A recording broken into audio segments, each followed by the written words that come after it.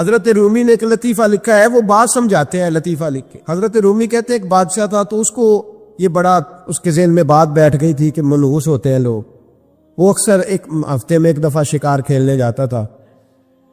جب وہ جاتا تھا تو اپنے وزیروں سے کہتا کہ رستہ صاف کرا دو سارا، کوئی بندہ رستے میں نہ آئے، اگر کسی منحوس کے متھے لگ جاؤں تو میرا نا اس دن شکار ٹھیک نہیں ہوتا، کوئی منحوس آدمی سامنے نہ آئے۔ سارے رستے صاف کرا دیے جاتے۔ ایک دفعہ کا ذکر ہے کہ بادشاہ نکلا شکار کے لیے، تو رستے میں ایک بندہ آ گیا جو بیچارہ ایک آنکھ سے کانا تھا، پتا تھا سڑک پہ چڑھنا، بیچارہ غلطی سے چڑھ گیا، تھا بھی بندہ کانا، آنکھ سے نظر نہیں آتا تھا۔ بادشاہ کے رستے میں، اب بادشاہ کو بڑا غصہ، میرے رستے میں کیسے آ گیا؟ اب تیری شکل دیکھ لیا تو بندہ بھی منحوس قسم کا ہے، اب میرا شکار ٹھیک نہیں ہوگا۔ بادشاہ کہنے لگا اس طرح کرو، اس کو یہاں سڑک پہ باندھ دو۔ اس کو درخت کے ساتھ باندھ دیا، 2 سپاہی تلواریں لے کے کھڑے کر دیے، کہا میں واپس آتا ہوں، اگر تو میرا شکار ٹھیک ہوا تو یہ بچ جائے گا، اگر ٹھیک نہ ہوا اس کی خیر کوئی نہیں۔ ٹھیک ہے جی۔ بادشاہ شکار کھیلنے گیا، مزے کی بات کہ اس دن شکار بڑا ہی اچھا ہوا۔ وہ کہتے ہیں زندگی میں کبھی اتنا شکار نہیں مارا جتنا آج مارا، بڑا زبردست رزلٹ اس دن نکلا۔ بادشاہ وہ جانور سارے باندھے، گھوڑوں پہ سوار کیے اور لے کے واپس آ رہا تھا، تو اب وہ بندہ بیچارہ صبح سے بھوکا پیاسا بندہ ہوا ہے، بچوں کی روزی کمانے نکلا، بادشاہ کے قابو آ گیا۔ وہ بندہ ہوا ہے، زبان باہر پیاس سے نکلی ہوئی ہے، بھوک ہے، تکلیف ہے، آزمائش ہے۔ وہ کچھ لوگ تو ایسے ہوتے ہیں جو نا ظلم سہتے ہیں تو کہتے ہیں بس جان چھوٹ جائے، ہم کسی کو بتائیں گے نہیں۔ کچھ ایسے ہوتے ہیں جو کہتے ہیں ہم ظالم کا گریبان پکڑیں گے۔ اور دنیا میں قتیل اس سا منافق نہیں کوئی جو ظلم تو سہتا ہے بغاوت نہیں کرتا، وہ منافق ہے جو ظلم سہ کے چپ رہے۔ تو وہ اب تنگ بڑا تھا لیکن بندہ جی دار قسم کا تھا، اور شیخ سعدی کہتے ہیں تنگ آمد بجنگ آمد، جب کوئی تنگ آتا ہے تو پھر وہ جنگ کرتا ہے، اس کا جنگ کا پروگرام بنا ہوا تھا۔ اس نے کہا مرنا تو ہے پر اس بادشاہ کو 2 سنا کے مرنا ہے، اس کو نہ کچھ سنا کے مرنا ہے، ذرا آلے صحیح، گردن تو کٹے گی پر میں نے نہ اس کو چھوڑنا نہیں۔ کیا تماشا ہے، مجھے باندھ گیا صبح کا۔ بادشاہ آیا تو بادشاہ بڑا رادی، شکار بڑا اچھا ہوا، کہنے لگا کھول دو اس کو۔ کھولا، وہ کہنے لگا میرا شکار بڑا اچھا ہوا ہے، لگتا تو مجھے یہ تھا کہ تیرا منہ دیکھا ہے تو شکار اچھا نہیں ہوا ہوگا، لیکن چونکہ بڑا اچھا ہوا ہے لہذا تجھے چھوڑتا ہوں، جا دوڑ جا۔ اب اس نے ارادہ کیا تھا 2 سنانی ہے، کھڑا ہو گیا، کہنے لگا بادشاہ تو نے تو سویرے میرا منہ دیکھا تھا، تیرا شکار تو بڑا اچھا ہوا ہے، پر میں نے سویرے تیرا منہ دیکھا تھا، میرا دن نہیں اچھا گزرا، میں بڑی تکلیف میں ہوں، صبح سارا پانی ملا ہے، نہ کھانا ملا ہے، نہ روٹی ملی ہے۔ اب مجھے بتا منحوس میں ہوں کہ تو ہے، اب بتا نحوست کس میں ہے، میرے اندر ہے کہ تورے اندر ہے، بتا۔ تو بادشاہ کانپنے لگ گیا، کہنے لگا اس کی گردن اڑانی ہے۔ اس نے کہا میں پہلے سے تیار ہوں گردن اڑوانے کی، سوچ سمجھ کے بات کی۔ قریب جو وزیر تھے نا وہ کہنے لگے بادشاہ ہم تجھے بڑی دیر سے سمجھا رہے ہیں کہ تو ہمات کا شکار ہے، تو وہمی ہو گیا ہے، تو ہر بات میں وہم پیدا کرتا ہے، تیرے اندر یہ کمزوری آ گئی۔ بندہ وہ ٹھیک کہہ رہا ہے، مارنا ہے تو تیری مرضی ہے، پر بات اس نے صحیح کی ہے۔ عارف رومی کہتے ہیں گدھے اور گھوڑے کی بحث ہونے لگی تھی۔ گھوڑا کہتا تھا آسمان کا رنگ نیلا ہے اور گدھا کہتا تھا نہیں کالا ہے۔ کئی گھنٹے بحث ہوئی، مقدمہ شیر کی عدالت میں چلا گیا۔ گھوڑے نے جاتے ہی کہا بادشاہ کئی گھنٹوں سے ہماری بحث چل رہی ہے، میں کہتا ہوں آسمان کا رنگ نیلا، آپ بتائیں کون سا ہے؟ کہا نیلا ہے۔ تو کہا یہ گدھا کہتا ہے کالا ہے۔ بادشاہ سلامت فرمانے لگے کہ بات بھی گھوڑے کی ٹھیک ہے اور گھوڑے کو عمر قید کی سزا بھی ہے۔ گھوڑے نے کہا سزا کس بات کی؟ اس نے کہا سزا اس بات کی کہ تم نے گدھے سے بحث شروع کر دی، تمہیں سمجھ نہیں آئی یہ گدھا ہے؟ کچھ گدھے ہیں ان سے بحث نہیں ہوتی، کالو سلاما، ان کو سلام کیا جاتا ہے بھائی۔ اب آپ گدھے سے بھی بحث کریں گے، وہ ہمارا معیار نہیں ہے، ہمارا سٹیٹس نہیں ہے، اس آدمی کے ساتھ بات کرنا یہ ہمارے معیار کے خلاف ہے۔ آپ کبھی بھی کسی گدھے سے بحث نہیں کریں، بلکہ کیا کریں، اس کو سلام کریں اور کوشش کریں تھوڑا دور سے کریں، تھوڑا سا ہٹ کے کریں، دور سے، کالو سلام۔ اور اگر کوئی ایسا شخص ہو جو نادانی میں جہالت کا مظاہرہ کر رہا ہے تو پھر تو اللہ والوں کا طریقہ محبت کرنے کا ہے، پھر اللہ والوں کا طریقہ درگزر کرنے کا ہے۔ پھر اللہ والے سمجھ جاتے ہیں کہ اس کی شعوری طاقتیں اتنی، پھر وہ اس پر سختی نہیں کرتے۔ میں آپ کی خدمت میں عرض کروں گا، ہمیں اپنے بچوں کی نادانیوں پر ان پر سختی نہیں کرنی چاہیے۔ اگر کوئی ان پڑھ آدمی نادانی کرے تو ہمیں سختی اپنے بچوں کو اس ترتیب سے ہمیں قائل کرنا ہے کہ انہیں پتہ ہی نہ چلے کہ ان کی تربیت کی جا رہی، غیر محسوس طریقے سے۔ جب 15 لوگوں کے بیچ بیٹھ کے ہم اپنے بچے کا شکوہ کرتے ہیں نا کہ دیکھو جی باقی تو سارے ٹھیک تھے، یہ نالائق بھی ہے، نافرمان بھی ہے، ضدی بھی ہے، تو آپ اسے پکا کر رہے ہیں ضد پر، آپ اسے نالائکی پر پختہ کر رہے، آپ اس کا ذہن بنا رہے بغاوت والا، خدارا۔ ہمارے بچے، نبی کریم علیہ السلام کا طریقہ مبارکہ یہ تھا کہ اگر کبھی کسی شخص کی شکایت آتی تو سرکار اس خوبصورتی کے ساتھ اصلاح کرتے، اس پیار کے ساتھ سمجھاتے۔ میں کیا کروں، میری ملت کا جوان برا نہیں ہے، اس کے باطن میں گناہ نہیں ہے، یہ تو بدلنا چاہتا ہے، یہ تو ٹھیک ہونا چاہتا ہے۔ جس کلین شیپ نوجوان کو آپ روز چوک میں کھڑا ہوا دیکھتے ہیں نا، اس کے قریب جا کے کبھی حضور کا نام لینا اس کی آنکھیں نور سے بھر جاتی ہے۔ یہ کیا سمجھ لیا ہے کہ یہ اگر بظاہر کسی وقتی شرارتوں کا شکار ہے اور دنیا کے کسی جو ہے وہ میلے ٹھیلوں کا شکار ہے تو یہ بالکل دور ہو گیا ہے۔ آپ ان کے بارے میں جذبات عمدہ رکھیں، ان کو سمجھائیں تو ذرا خوبصورتی سے۔ اگر ابھی ایک نوجوان آ گیا حضور نبی کریم علیہ السلام کی بارگاہ میں، اس نے آتے ہی کہا یا رسول اللہ صلی اللہ علیہ وسلم مجھے بدکاری کی اجازت دے دیں، سخت جملہ، ناپسندیدہ ہے، بوجھ بننے والی بات۔ حضور نے ڈانٹا نہیں، نبی کریم علیہ السلام نے کوئی تلخ بات نہیں کی، حضور نے قریب بٹھا لیا اور تھپ کے دیکھ کے کہا بیٹا تم پسند کرتے ہو کوئی تمہاری بہن سے بدکاری کرے، کہ تمہاری بیٹی سے بدکاری کرے، باقی جو رشتے ہیں، ماں ہے، خالہ ہے، پھپھا ہو، ان کے لیے تم پسند کرتے ہو؟ اس نے کہا سوال ہی پیدا نہیں ہوتا، جرت ہے کسی کی؟ تو محبوب فرمانے لگے جن سے تم بدکاری کی اجازت مانگ رہے ہو کسی کی تو بیٹی ہوگی، بہن بھی ہوگی، کہیں وہ خالہ بھی ہوگی، پھپھو بھی ہوگی، وہ رشتوں کے سارے تقدس جو تمہارے گھر کی خواتین کو حاصل ہے وہ اسے بھی تو حاصل ہوں گے۔ جب نبی کریم نے یہ بات بیان کی تو کیا انداز تھا اور کیا شفقت تھی، اور اس کے کندھوں پر میرے محبوب کا دست کرم تھا۔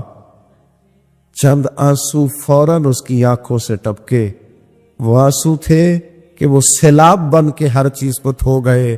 فوراً عرض کرنے لگا یا رسول اللہ آج کے بعد خیال بھی پیدا نہیں کروں گا، آج کے بعد توجہ نہیں کروں۔ او بھائی، کبھی کوئی اپنا نادانی کرنے لگے اس پر شفقت کی جاتی ہے نا، اس کا ہاتھ پکڑا جاتا ہے نا، اسے گمراہی سے بچایا جاتا، اس کے لیے اپنے محبت کے جذبات کو کھولا جاتا ہے۔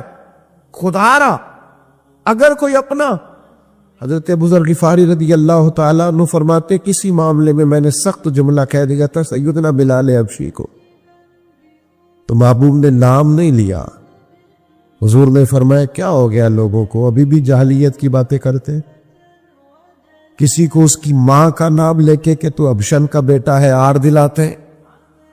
یہ کس نے ذروں کو ملایا اور صحرا کر دیا، یہ کس نے قطروں کو ملایا اور دریا کر دیا، یہ کس کی حکمت نے یتیموں کو کیا در یتیم اور غلاموں کو دنیا بھر کا مولا کر دیا۔ کس نے جرت کی ہے بلال سے یہ کہنے کی؟ حضرت ابو ذر فرماتے ہیں اور تو کوئی نہ سمجھا تو میں تو سمجھ رہا تھا نا۔ پھر میں اٹھ کے سیدنا بلال کے پاس گیا اور میں نے کہا اٹھاؤ نا اپنے قدم اور رکھو نا میرے سینے پر، اور میں لوگوں کو بتاؤں کہ اللہ تعالیٰ نے اب تمہیں عزت کتنی عطا فرما دی۔ وہی حضرت ابو ذر غفاری ہے کہ ایک مقام ایسا آیا بعد میں کہ جس قیمت کا لباس انہوں نے پہنا ہوا تھا اسی قیمت کا ان کے غلام نے بھی پہنا ہوا تھا۔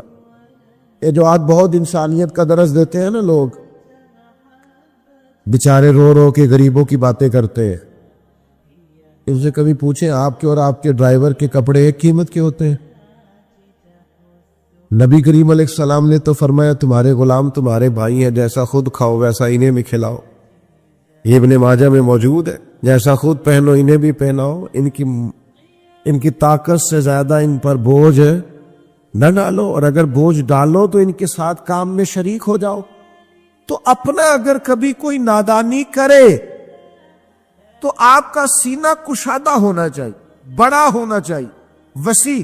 اور یہ آپ کو ان اولیاء کی درگاہوں سے ملے گا. حضرت خواجہ فخر جہاں دہلوی ایک زمانہ عقیدت مند تھا حضرت علیہ رحمہ کا. اچھا یہ بھی یاد رکھنا 100% لوگوں کا عقیدت مند ہونا ٹھیک نہیں ہوتا، یہ 90-95% ہی ٹھیک ہوتا ہے. ہاں ورنہ نظر لگ جاتی ہے. یہ تھوڑا بہت جو 2-4 لوگ ہوتے ہیں نا، یہ بھی بیچارے کسی مخلوق میں حکمت کا تقاضا ہوتے ہیں. لیکن میری ایک گزارش رہتی ہے اکثر طلباء سے، یہاں تو جو کہ بزرگ علماء بیٹھے ہیں ان سے تو میں کیا کلام عرض کروں گا. طلباء سے میں اکثر کہتا ہوں یار 100 لوگ جمعہ پڑھنے آئے تمہارے پیچھے، 2 تمہارے مخالف ہیں، 98 تو محبت والے ہیں نا، پر تم نے ساری تقریر 2 پہ ہی کر دی. ایک ہندو نے نا کتاب لکھی ہے حضور علیہ الصلوۃ والسلام کے سیرت مبارکہ پر. ہندو نے، وہ ہندو کہتا ہے کہ میں نے نا عجیب منظر دیکھا ہے عرب کے لوگوں کا. ہندوؤں نے نا بڑا خوبصورت میرے محبوب کے بارے میں لکھا ہے. ایک ہندو نے جب حضور کی سیرت پر کتاب لکھی تو کچھ لوگوں نے کچھ اشعار لکھے، تو لوگوں نے کہا تو ہندو ہو کے حضور پہ لکھتا ہے، ہندو ہو کے. تو اس نے بڑا عجیب جملہ کہا، کہنے لگا ہو جائے عشق کسی سے کوئی چارہ تو نہیں، اور صرف مسلم کا محمد پہ اجارہ تو نہیں، صرف مسلم کا محمد پہ. اور پھر کہنے لگا نام و نسب سے اگرچہ ہندو ہوں پر کملی والے میں تیرا سادھو ہوں، کملی والے میں تیرا سادھو، میں تو ساتھ دیوانہ ہوں یا رسول اللہ آپ کا. تو نبی پاک علیہ السلام کے بارے میں لوگ لکھتے ہیں، وہ کہتے ہیں وہ محبت سے نہیں لکھ رہا، وہ سمجھ لے کہ ایک عالمی تجزیہ نگار ہے تو ایک تجزیہ دے رہا ہے. کہتا میں نے 2 قسم کے عرب دیکھے، 2 قسم کے. ایک عرب میں نے وہ دیکھے جو اتنے انا پرست ہیں، اتنے خود غرض ہیں، اتنے اپنے ذات کے بت میں الجھے ہوئے ہیں کہ وہ ایک حوض پہ اپنے گھوڑوں کو پانی پلانے گئے، 10 15 20 گھوڑوں کو پانی پلانے گئے ہیں. تو جھگڑا ہو گیا، پہلے میں نے پلانا ہے، میں بڑا چودھری ہوں. اس نے کہا نہیں میں تجھ سے بڑا ہوں، پہلے میں نے پلانا ہے. اس پہ جھگڑا ہوا. وہ غیر جانبدار تجزیہ نگار کہتا ہے اس پہ جھگڑا ہوا، لڑائی ہوئی، قتل ہوئے. اتنے قتل ہوئے کہ یہ قتل نسلوں تک چلے، نسلوں تک یہ قتل آگے بڑھے. وہ کہتا ہے ایک میں نے وہ عرب دیکھے. اور پھر کچھ عرصے کے بعد مکے اور مدینے میں اللہ نے اپنے نبی کو بھیجا، مصطفیٰ کریم علیہ السلام آئے. کہتا پھر انہی عربوں کا میں نے ایک اور رنگ بھی دیکھا، انہی عربوں کا میں نے ایک اور رنگ، وہ جو گھوڑے کو پانی پلانے پر لڑ رہے تھے. آج میں نے دیکھا کہ ایک جنگ کے موقع پر 3 صحابہ یا 7 صحابہ زخمی پڑے، زخموں سے چور ہیں. ایک آدمی پانی کا پیالہ لے کے آیا، ایک کو کہا پانی پی لو، زخمی ہو، شدید زخمی ہو، نزع کا عالم ہے، تھوڑی دیر میں ہو سکتا ہے شہادت نصیب ہو، پی لو. کل جو گھوڑے کو کہتا تھا پہلے میں نے پلانا ہے، میں نے پلانا ہے، آج وہی قوم میں نے عجیب رنگ دیکھا، کہا پانی پی لو. تو کہنے لگا یار میں تھوڑا زخمی ہوں، یہ جو میرے ساتھ لیٹا ہے یہ زیادہ زخمی ہے، پہلے اس کو پلا دے، میرے بھائی کا بھلا ہو جائے. کہتا پانی لے کے اس کے پاس پہنچے، اس کو کہا تو پی لے. تو وہ کہنے لگا نہیں میں زخمی ضرور ہوں پر جوان ہوں، یہ میرے ساتھ جو صحابی لیٹے ہیں یہ زخمی بھی ہیں بوڑھے بھی ہیں، ان کو پہلے پلا. میں بات کہتے ہیں میں تیسرے کے پاس گیا تو اس نے کہا نہیں یار چوتھے کو پلا، وہ زخمی بھی ہے بیمار بھی ہے، اسے زیادہ ضرورت ہے. کہتے چوتھے کے پاس گیا تو وہ تڑپ اٹھا، کہنے لگا 5ویں کو پلا، اس لیے کہ اسے زخم مجھ سے پہلے لگا ہے، اس کا جہاد بھی مجھ سے سخت ہے. کہتے اس کے پاس گیا تو کہنے لگا یار 6 کے پاس چلا جا، اس لیے کہ اس کا وقت مجھے زیادہ قریب لگ رہا ہے. کہتے میں 6 کے پاس گیا تو وہ بول اٹھا، کہنے لگا وہ 5 جس رسول کا کلمہ پڑھتے تھے میں بھی اسی محمد کا ماننے والا ہوں، تو مجھے نہ پلا 7ویں کو پلا. کہتے اس کے قریب گیا اور میں نے وہ منظر دیکھا کہ وہ کہنے لگا نہیں اگر وہ 6 قربانی دے سکتے ہیں تو میں نے بھی نبی پاک سے تربیت لی ہے، تو پہلے کے پاس جا کہتے ہیں میں اس کے پاس جا کے کھڑا ہوا تو روح پرواز کر گئی. میں دوسرے کے پاس گیا تو کلمہ پڑھ کے شہادت کا جام پی گیا. میں تیسرے کے پاس گیا تو حوض کوثر تک وہ بھی پہنچ گیا.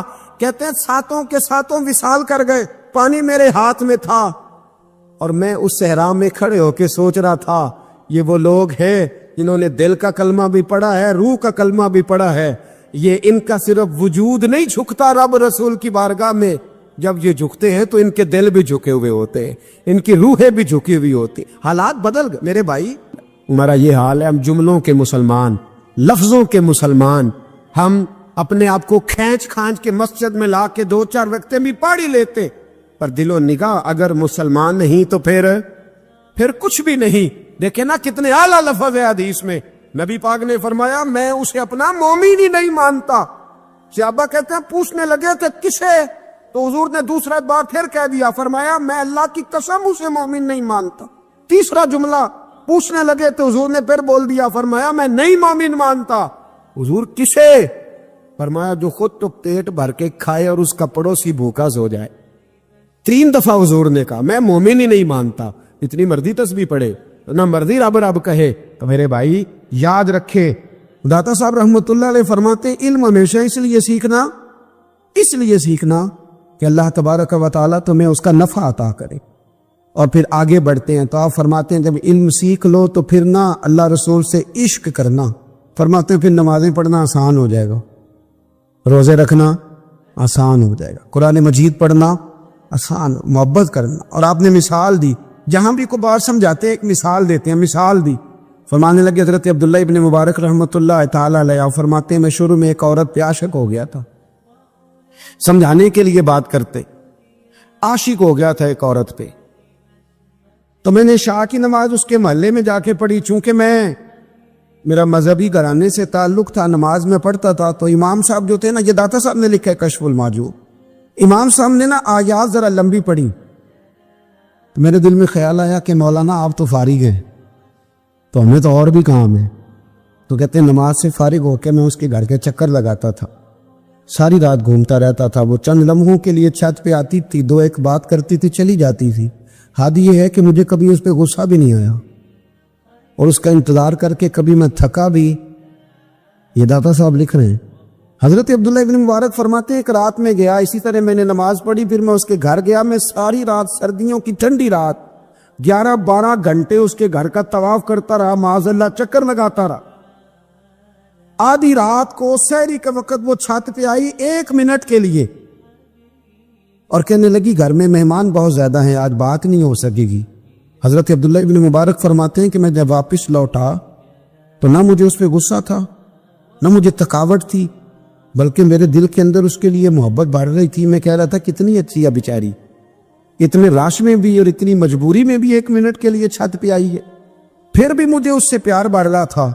کہتے ہیں جب میں تھوڑا آگے بڑھا تو فجر کی اذان ہو رہی تھی. یکدم میرے اندر سے آواز اٹھی. میں نے کہا عبداللہ اگر تو ایک عورت کے لیے ساری رات کھڑا رہتا ہے, نہ تھکاوٹ ہوتی ہے, نہ غصہ آتا ہے, بلکہ پیار بڑھتا ہے, اگر عورت کے لیے بندہ کھڑا رہ سکتا ہے تو رب رسول کے لیے بھی کھڑا رہ سکتا ہے. پھر تراویح پڑھنا کوئی اتنا مشکل کام نہیں ہے, پھر تہجد کے لیے اٹھنا کوئی مشکل کام نہیں ہے. شرط یہ ہے کہ پیار ہو جائے.